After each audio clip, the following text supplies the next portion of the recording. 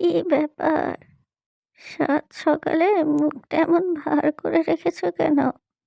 মুখ ভার করবো না তো কি করব? এই তো কদিন হলো বিয়ে হয়েছে, তাই মুখে মুখে কি ছোপা? বলি, সংসারে তো আমরাও হয়েছি নাকি?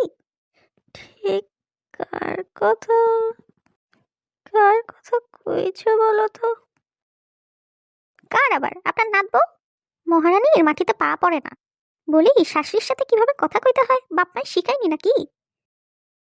ও আচ্ছা, তা সে কি দোষ করলো শুনি?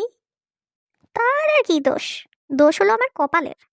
এত সাত করে ছেলের বউ আনলাম, সে কিনা আমার সাথেই মুখ নাড়ে। তবে এতটুকু বুঝেছি, এ বউ আমার মনের মতো হবে না।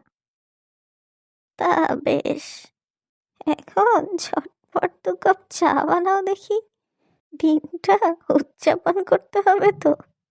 উদযাপন? কিসের উদযাপন? বলি, এই প্রথম আমাদের শাশুড়ি বউয়ের এত মিল হলো যে ছেলের বউয়ের ব্যাপারে আমাদের দুজনের কপালই একই রকম। মনের মতো হলো না।